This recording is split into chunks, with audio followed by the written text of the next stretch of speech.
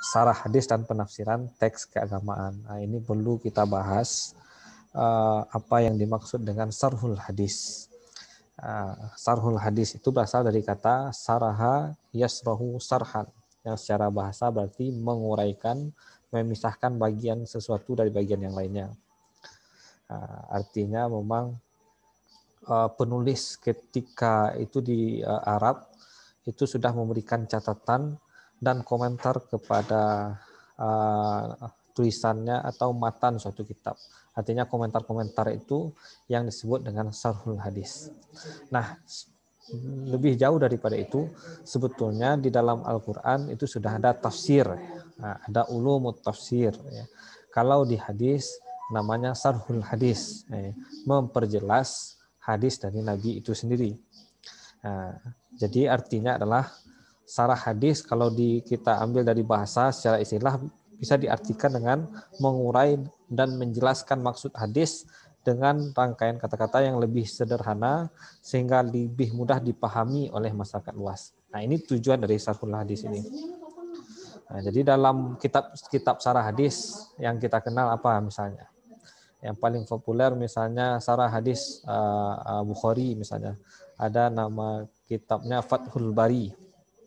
Nah, dalam kitab hadis itu satu atau dua hadis diuraikan dan dijelaskan makna dan maksudnya hingga menjadi beberapa halaman sehingga detail-detail maksud dan petunjuk dapat diketahui oleh para pembacanya dan nyaris tidak menyisakan pertanyaan. Di dalam sarhul hadis itu juga dimuat bagaimana kualitas hadis itu sendiri, kemudian bagaimana maksud dari hadis itu sendiri. Nah, itulah kenapa kita harus mempelajari sarhul hadis. Kalau kita artikan, misalnya kalau diambil dari kitab Burhan, ya, itu dijelaskan sarhul hadis huwa bayanu ma'anihi wa istikhraju ahkamihi wa hikamihi. Nah, itu yang dimaksud dengan sarhul hadis. Bayanu ma'anihi, artinya adalah menjelaskan makna-maknanya, wa istikhraju ahkamihi, dan mengungkapkan hukumnya, wahikamihi, serta hikmah-hikmahnya. Nah, itu yang dimaksud dengan sarhul hadis. Kemudian ada pula yang menjelaskan apa yang dimaksud dengan sarhul hadis. Sarhul hadis huwa bayanu ma yata'allaku bil hadis matnan wa sanadan min sihhati wa illati wa bayanu ma'ani wa istikhraju ahkamihi wa hikamihi. Ini yang lebih luas. Sarah hadis adalah menjelaskan kesohihan dan kecacatan sanad dan matan hadis, kemudian menjelaskan makna-maknanya dan mengeluarkan hukum dan hikmahnya. Artinya ini lebih luas lagi. Maka kegiatan sarhul hadis itu yang pertama, apa kegiatan sarhul hadis? Yang pertama adalah menjelaskan kuantitas dan kualitas hadis. Kuantitas artinya jumlah periwayatnya. Kualitas bagaimana status hadis itu, apakah hadis itu sahih, apakah hasan, dhaif ataupun bukan hadis. Yang kedua, setelah dijelaskan kuantitas dan kualitas hadis, yang kedua adalah menguraikan makna dan maksud hadis. Ini yang dijelaskan dalam sarhul hadis. Yang ketiga, mengungkapkan hukum dan hikmah yang terkandung di dalamnya. Nah, inilah kerja dari sarhul hadis itu sendiri. Jadi itu kerja dari sarhul hadis. Ya. Kenapa sarhul hadis itu penting kita bahas. Kemudian tentu ada pertanyaan nanti. Kalau ada yang pernah buka kitab-kitab lama itu, ada namanya sarah, ada namanya hasyiah, ada namanya taklik ya. Jadi ada yang disebut dengan hasyiah. Apa yang dimaksud dengan hasyiah? Hasyiah itu berasal dari kata hasyiah yahsa hasan, yang secara bahasa berarti menempel. Nah, kalau dalam kitab-kitab itu ada hasyiah. Jadi kalau misalnya buka misalnya tafsir Jalalain misalnya, ada penjelasannya itu di samping. Setelah itu di kotak ada di sampingnya. Kemudian ada juga taklik yang menggantung di sana. Nah, itu cara-cara ulama-ulama terdahulu memberikan penjelasan terhadap tulisan-tulisan, terhadap matan-matan yang diketemuinya, atau matan yang didengarkannya, atau hadis yang didengarkannya. Itulah cara dari ulama terdahulu. Ada namanya sarah. Sarah itu lebih luas. kemudian ada namanya hasiyah, kemudian ada namanya taklik. Kemudian apa hubungannya, kenapa di dalam silabus itu dimuat sarah dan ijtihad ya? Ijtihad itu adalah sebuah kaidah hukum usulul fiqh yang berarti metode penggalian hukum ya. Jadi metode penggalian hukum artinya adalah sebuah usaha dari para ulama untuk menggali hukum dengan mengaplikasikan kaidah-kaidah dalam usul fikih itu. Jadi digali. Maka sarah sebetulnya hampir-hampir senada cara kerjanya dari ijtihad, tetapi ini adalah kerjanya orang hadis. Jadi memisahkan sebetulnya ijtihad itu adalah kerjanya orang fikih, kemudian orang hadis kerjanya adalah menjelaskan hadis itu sendiri. Jadi kalau ada pertanyaan apakah kerja sarhul hadis itu, mensarah hadis itu identik dengan ijtihad? Nah, jawabannya relatif ya. Bisa ya, bisa tidak. Ya. Jadi bisa sama karena hadis itu kalau yang kategorinya qat'iyud dalalah ya, yang pasti ya, yang sudah mutawatir ya, itu sudah hampir sama kinerjanya dengan ijtihad ya. Kemudian ada yang kalau hadis adalah zonniyud dalalah ya, yang belum berupa sangkaan dalilnya, maka bisa jadi ini tidak sama. Kemudian kenapa, apa alasannya, apa latar belakang kenapa perlunya sarah hadis itu sendiri?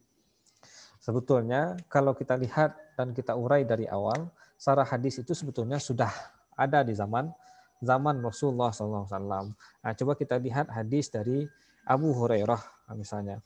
An Abi Hurairah radhiyallahu anhu anin Nabi sallallahu alaihi wasallam qala ijtanibu sab'al mubiqat ya. Sab'ul mubiqat. Jadi qalu ya Rasulullah wa ma hunna. Jadi Rasul itu menjelaskan kepada para sahabat, jauhi ijtanibu ya. Jauhilah olehmu 7 dosa yang membinasakan. Kemudian sahabat bertanya, ya Rasulullah, apa ketujuh dosa itu? Maka Rasulullah menjawab, jadi kalau disampaikan oleh Rasul 7 dosa membinasakan saja, tentu ini tidak paham sahabat. Maka perlu penjelasan di sini. Rasulullah menjawab, apa yang pertama, menyekutukan Allah, melakukan sihir, membunuh jiwa yang diharamkan oleh Allah kecuali dengan alasan yang benar, memakan riba, memakan harta anak yatim, berpaling pada waktu perang, dan menuduh zina terhadap wanita-wanita yang terpelihara dan beriman. Nah, jadi ya ini 7 dosa yang membinasakan. Jadi artinya memang di dalam makalah ini saya lihat itu ada latar belakang itu saya sudah include itu tidak saya jelaskan lagi, ada 4-nya kenapa ini ada latar belakangnya. Kemudian apa kegunaan dari sarhul hadis ya? Kenapa sarhul hadis ini sangat penting juga kita bahas. Yang pertama adalah menyampaikan amanah dan menyebarluaskan sunnah Rasulullah. Nah, ini. Jadi menyampaikan amanah dan menyebarluaskan sunnah dari Rasulullah SAW. Nah, itu yang pertama. Yang kedua, menghidup-hidupkan dan melestarikan sunnah Rasulullah SAW. Nah, ini kegunaan dari sarhul hadis itu sendiri. Yang ketiga adalah menghindarkan kesalahpahaman terhadap maksud hadis itu sendiri. Nah, jadi itu kenapa hadis itu sangat penting sekali sarhul hadisnya.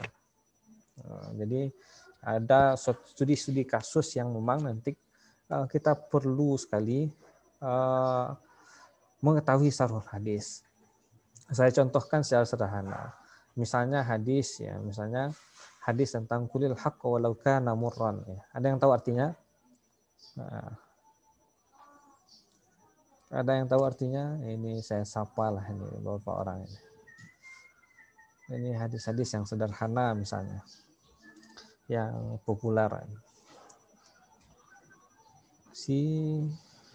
Iqbal Ar-Rusdi ya, ini seperti ustaz besar ya. Apa artinya ini Iqbal? Apa tadi bacanya Pak? Kulil haqqa walau kana murran. Apa artinya? Katakanlah sesuatu kebenaran walaupun itu pahit. Nah, apa maksud dari hadis itu? Uh, Sampaikanlah kebenaran apapun tantangan dan rintangannya, walaupun nyawamu pun yang menjadi tantangannya gitu. Yang benar itu ya. Nah, misalkan seperti ini, ketika ada orang tua atau orang lain yang lewat, ini enggak usah dimatikan oleh Iqbal. Apanya? Mic-nya. Kalau ada orang yang salah misalnya, apakah langsung kita tegur? Kalau sesuai dengan hadis ini, ya. Ya, kenapa misalnya jamaah tabligh ini kan bisa dilihat ini. Jamaah tabligh misalnya ketika berdakwah ya, dia sampaikan saja kepada orang main koa, orang yang sedang di lapau misalnya, orang yang tidak mau sholat, langsung dia berdakwah. Apa yang terjadi ketika itu? Apakah orang menerima atau menolak di sana? Ada yang menolak. Kebanyakan mana? Menolak atau menerima?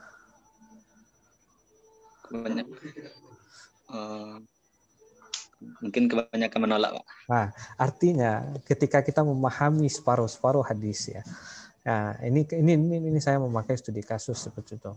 Kulil haqqo walau kana murran, misalnya kita pahami secara tekstual hadis misalnya, maka orang akan berlaku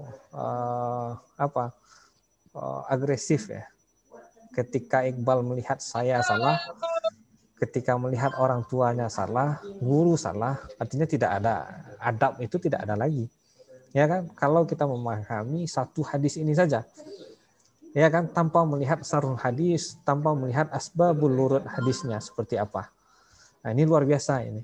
Nah, jadi ada yang memahami ya, kawan-kawan yang lain-lain katakan yang benar itu walaupun itu pahit ya. Misalnya resleting celana misalnya terbuka misalnya kan, disampaikan yang benar itu walaupun pahit. Apa yang terjadi? Orang madu dia, ya kan? Apa salahnya di WA atau apa di lokal, ya kan? Artinya ada hal-hal sebetulnya dan banyak lagi. Kalau misalnya ada orang memiliki kesalahan, langsung kita mengatakan kalau sesuai dengan hadis itu, karena itu fi'il amar ya kan? Kulilnya fi'il amar, wajib kita melakukannya. Nah, kalau kita lihat dari asbabul wurud hadisnya ya, ini adalah persoalan ketika sahabat bermuamalah. Nah, jadi ini di bab muamalah. Maka dalam bab muamalah itu, dalam kita berjual beli, itu banyak sekali terjadi orang yang menyampaikan yang tidak sesuai ya. Misalnya jeruk itu tidak manis dibilang manis ya. Kemudian timbangannya agak kurang sedikit, dia bilangnya 5 kilo, padahal 4,8 kilo. Atau misalnya ada baju yang cacat dan segala macamnya.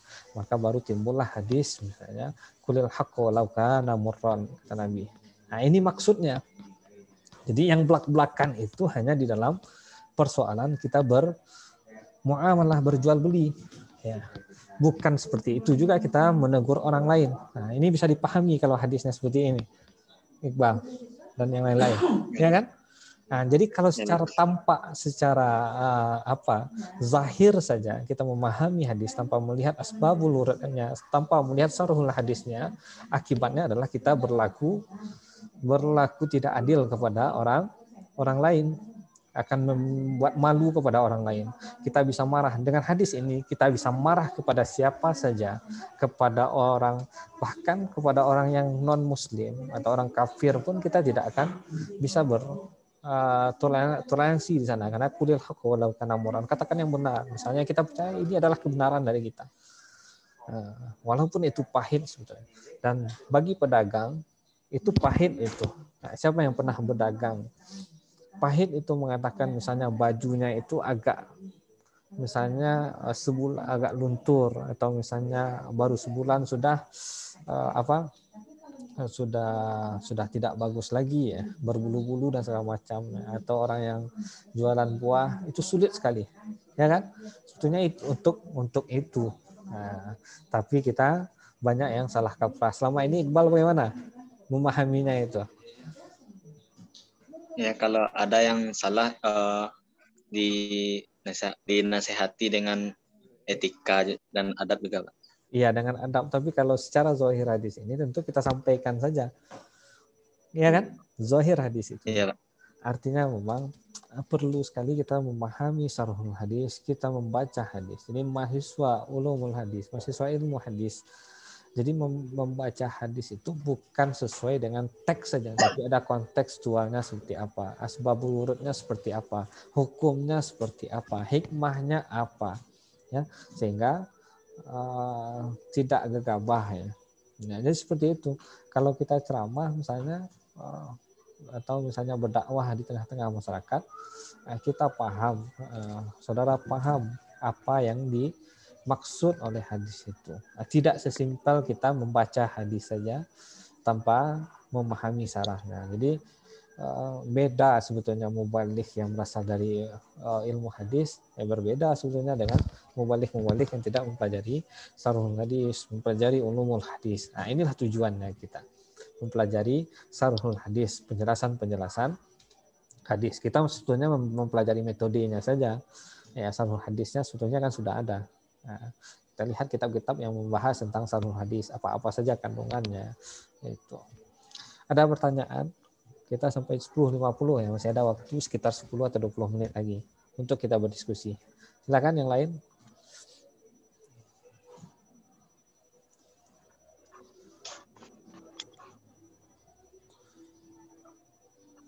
Silakan kalau ada pertanyaan.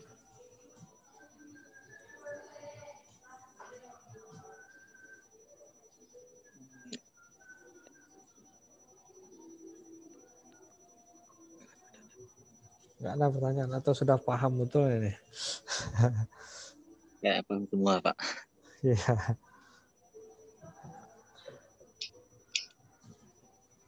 Sudah paham atau gimana? Kalau bisa ada yang bertanya lah. Ya, biar terbuka juga apa kita.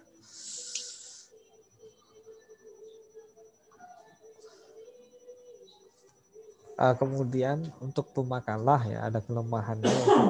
Ambil dari internet saja, kan saya sudah bilang di awal itu bukunya saya ada gitu kan. Buku ada, kemudian kalau bukunya metodologi syarah hadis ya, yang saya tulis juga ada tentang metodologi syarah hadis ini. Tapi buku orang saja lah. Kalau yang saya tulis belum saya finalkan untuk dijadikan buku komersil ya.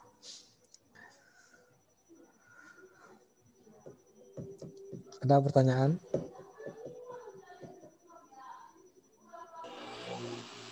Izin bertanya, Pak. Ayo, silakan. Saya Marawinda Fatika Sari. Ingin bertanya, bagaimana hukum mempelajari syarah hadis ini, Pak?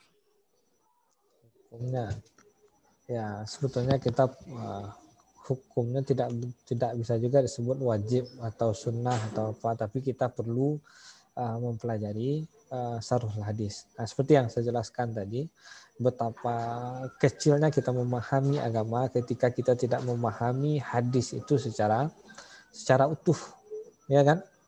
Separuh-separuh saja kita pahami, ini yang akan mengakibatkan orang memahami agama yang tidak sesuai dengan konteksnya. Ada orang yang bisa jadi berbunuh-bunuhan, orang yang saling salah menyalahkan. Kita saja, mazhab saja ada 4 itu kan, yang berbeda cara pandang.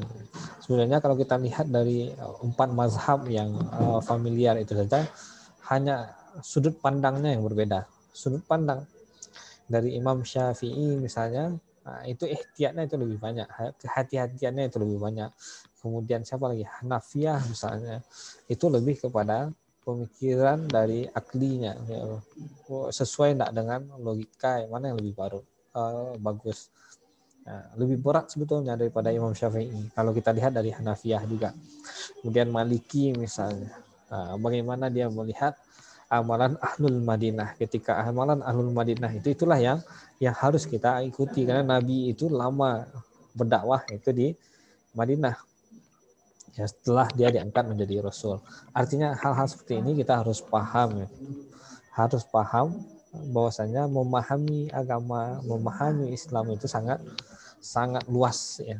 Tidak cukup ilmu kita sebetulnya dari TPA saja, ilmu dari guru ngaji saja, atau ilmu agama Islam dari SD, SMP sampai SMA ataupun bahkan pesantren. Tidak akan pernah habis-habisnya kita ketika kita mau mempelajari ajaran Islam di sini. Sangat luas ilmu Islam ini. Maka salah satu ilmu yang penting kita pelajari adalah ilmu sarhul hadis ini. Bagaimana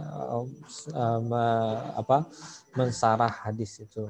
Ya, mungkin saudara ini bisa jadi memiliki produk-produk sarhul hadis yang menjelaskan hadis-hadis yang dari Nabi atau hadis-hadis mustaroh yang coba dijelaskan. Nah, itu kan hadis arba'in misalnya, itu banyak sekali sarhul hadisnya. Penjelasan-penjelasan tentang hadis arba'in. Inilah barangkali kenapa mata kuliah ini penting sekali ada dan hanya di mahasiswa ilmu hadis, tidak ada di mahasiswa yang lain mata kuliah seperti ini.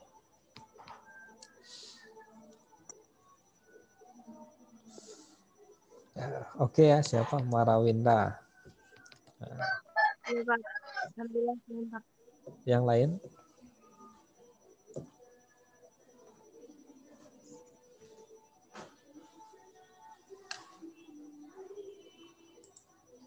Yang lain masih ada pertanyaan? Kita semuanya berapa orang? 23 orang kita semuanya. Enggak. 26, Pak. 26. Cuman yang hadir di sini 23 ya.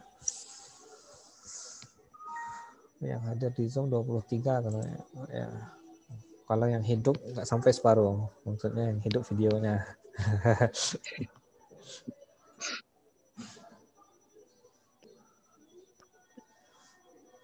Ada pertanyaan lagi? Ini saya sapa satu-satu lah biar pas perkuliahan kita ini. Azura, ada pertanyaan? Izin bertanya, Pak. Ya silakan. Begini, Pak. Tadi kan ada yang menanggapi jawaban dari pertanyaan Yomil, Pak. Ya. Jadi saya belum menemuinya dan saya masih penasaran gitu, Pak. Yang mana itu? Selain itu, keilmuan apa saja yang harus dimiliki seorang mujtahid itu, Pak? Sebetulnya kita sebagai mujtahid yang sudah tentu banyak sekali harus hafal Quran, hafal hadis sekian ribu gitu kan. Banyak sekali yang harus kita pahami. Jadi mujtahid itu tidak gampang. Maka sekarang itu banyak mufti ya, Sinta. Ya kan? Bukan mujtahid. Nah, tukang fatwa yang banyak. Tukang fatwa itu maksudnya orang yang berfatwa itu berapa orang dikumpulkan yang keilmuannya itu bisa berbeda-beda sehingga dia mengeluarkan suatu fatwa. Majelis Ulama Indonesia mengeluarkan fatwa misalnya. Ya kan? Kalau yang isu yang sekarang yang hangat-hangatnya adalah tentang miras misalnya. Ya kan? Undang-undang tentang miras ya. Tentu kenapa miras ini dilarang? Tentu juga karena ada fatwa dari MUI misalnya. Dan jelas ya kalau itu tidak perlu difatwakan lagi, tetapi di negara kita dibolehkan ya. Itu. Seperti itu kita juga harus bisa mempelajari bagaimana kondisi negara kita hari ini dengan hadis misalnya. Nah, saudara ini semester 4 ya. Mau tamatnya tentu 3,5 tahun, bukan 4,5 tahun, bukan 4 tahun. Targetnya itu harus 3,5 tahun. Sarhul hadis ini menarik juga jika dibahas untuk sebagai sebuah penelitian untuk skripsinya misalnya. Jadi catat saja nanti mata kuliah dengan dosen yang hadis, catat semuanya yang menarik-menarik. Mudah-mudahan itu bisa jadi ide dan inspirasi untuk menuliskan skripsi. Kalau saya dulu seperti itu juga. Saya catat saja dulu. Ini mungkin ya dan bisa dijadikan skripsi. Catat saja semuanya dulu. Seperti itu. Oke, Sinta ya. Gimana Sinta? Sinta di mana nih? Oke ya. Iya, Pak. Oke, yang lain? Saya menyapa satu-satu. Ingin bertanya, Pak. Oke. Mana orangnya ini? Ini. Wah, nampak gagahnya kan? Ini Pak, ingin bertanya. Saya Panjera 42190 14. Itu bagaimana cara kita menyikapi jikalau ada mujtahid yang memberikan ijtihad atau ulama yang berikan fatwanya berbeda dengan sebagai seorang yang awam gitu. Menyikapi, Pak. Contohnya coba contohkan. Jangan kita berangan-angan. Contohnya mana? Misalkan fatwa Quraisy Shihab tentang masalah jilbab misalnya kan. Iya. Berbeda dengan mayoritas ulama yang lainnya. Bagaimana kita menyikapinya sebagai seorang awam gitu, Pak? Kalau setahu saya, Quraisy Shihab tidak berfatwa itu. Dia berpendapat. Ini, nggak usah dimatikan dulu ya, Mil. Setahu saya dia tidak berfatwa, tapi dia tapi seperti inilah saya paham maksudnya. Bukan yang kalau itu terlalu mainstream lah, itu jelas. Kalau persoalan jilbab ya kan, apalagi sekarang keluar SKB 3 Menteri tentang jilbab. Jangan yang itu. Yang simpel dan sederhana saja misalnya. Ya, persoalan ketika sholat pakai bismillah jahar dan bismillah sir. Nah, ini gampang ya. Di masyarakat ya orang biasanya bismillahnya jahar. Datang siapa Yaumil, jadi imam, langsung dia membaca sir. Ya. Ini akan menjadi gejolak dan konflik bagi masyarakat awam sebetulnya. Maka di beberapa negara, misalnya kalau Yaumil pergi ke Malaysia itu Syafi'iyah misalnya. Nah, maka negara itu dia bermazhab Syafi'i. Nah, itu untuk menjaga ritme dari negaranya. Nah, jadi kalau masyarakat awam ya kita hanya sebagai mutabi'ah saja, mengikuti dari apa yang diajarkan oleh guru kita. Tapi kalau kita sudah dalam taraf ini, tentu mana yang kita yakini ya, mana yang dipahami, yang menurut kita mana yang paling benar. Kalau saya lebih cenderung ke situ. Misalnya mana yang paling pas kita baca sir atau jahar. Tapi kalau di masyarakat pun, kalau orang biasanya baca jahar, ya tidak usah kita pakai sir. Kalau misalnya di situ pakai bismillahnya sir, tidak usah juga kita jahar. Karena dihukum saja persoalan basmalah ini berbeda-beda ini. Ya, ada yang baca basmalah jahar, kemudian yang kedua ada sir, melembutkan. Yang ketiga tidak baca basmalah sama sekali. Karena Al-Fatihah itu dimulai dari Alhamdulillahirrahmanirrahim. Maka langsung Alhamdulillah. Ini pendapat-pendapat para ulama sebetulnya. Dan sekarang tugas kita sebetulnya adalah meneguhkan saja dan mencari dalil-dalilnya mana yang sesuai menurut kita, dan harus tahu kita yang ketiga-tiga ini menurut pendapat siapa. Yang seperti itu harus paham. Ya, jadi di tengah masyarakat, jadi kalau kita sebagai masyarakat awam juga tidak akan berpendapat. Paling kita di Indonesia, apalagi netizen ya istilahnya, itu berpendapat sesuai dengan pemikiran dia saja, bukan sesuai dengan hukum yang ada. Kebanyakan kita seperti itu. Kalau sudah tidak sesuai, ya langsung salah menyalahkan. Maka saya sejak kuliah ya hadis ya, kita sebetulnya lebih bijak. Kalau saya dulu waktu awal-awal semester 2, 3 itu saya ceramah, ini salah, ini. Kalau sekarang tentu kita sudah tahu ya, ini landasannya. Kenapa orang jahar, ya? Kenapa orang sir? Nah, ini landasannya. Kenapa sholat tarawih saja 4, 2, 2, dan yang 4, 4, 3. Kenapa orang sholatnya 23? Ini ada landasannya. Kalau saya jelaskan ini nggak selesai ini satu pertemuan ini. Ya seperti itu. Jadi sebagai mahasiswa hadis ya, pernah waktu itu persoalan apa kalau di masyarakat itu yang penting itu persoalan awal Ramadan kan sering berbeda. Ya.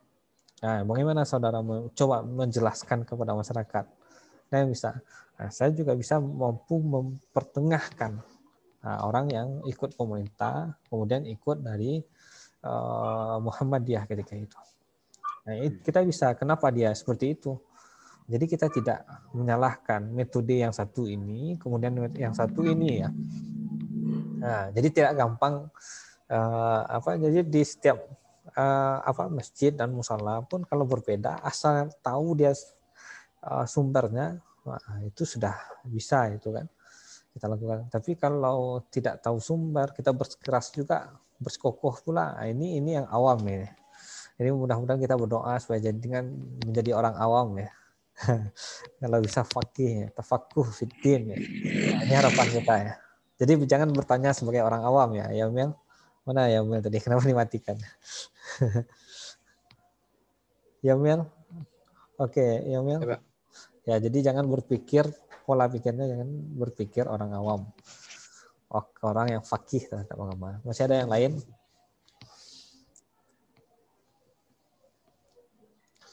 Oke ya Mel. Oke. Ya, Pak. Yang lain ada? Ada yang lain? Saya sapa saja lah semuanya sebelum tutup. Kalau saya sapa mudah-mudahan bertanya ya. Si Meyanti ada. Marawinda sudah tadi. Hifzillah Az-Zahro. Febri. Aida. Khairin Nisa. Amirul Fikri Hanif. Azura. Sinta sudah tadi ya. Nur Hanifa. Libra Yunita Sari. Desi Mita Septi. Iga Diah Ipanga. Ada pertanyaan ini? Anissa Sawitri. Suci Wahyuni. Yaumil Fajra. Imran Saputra. Ahmad Maulana. Ya. Kalau tidak ada, kita tutup pertemuan kita lagi. Mary Lestari ini bawah. Melani Tommy. Zulfa alaihi salam. Ada? Zulfa ini mana ini orangnya? Tommy ada orangnya nih. Ada Pak. Oh ada pertanyaan Tommy. Udah nggak ada kayaknya Pak. Nggak ada. Mary Lestari, Melani ya nggak ada. Ada pertanyaan? Imran Saputra. Hidup ini Imran, Ahmad Maulana, Zulfa alaihi salam. Nggak ada pertanyaan. Baik, kalau tidak ada pertanyaan, mudah-mudahan pertemuan berikutnya itu sudah makalahnya tidak ambil internet semua, karena kasihan kita kepada diri kita sendiri. Ya, ambil di internet itu copy paste saja sebetulnya. Ya, mudah-mudahan makalah yang berikutnya minggu depan itu lebih baik daripada yang sekarang. Baik, kita tutup pertemuan kita ini dengan membaca doa kafaratul majelis. Subhanakallah bihamdika asyhadu an la ilaha illa anta astaghfiruka wa atubu ilaik. Assalamualaikum warahmatullahi wabarakatuh. Waalaikumsalam warahmatullahi wabarakatuh.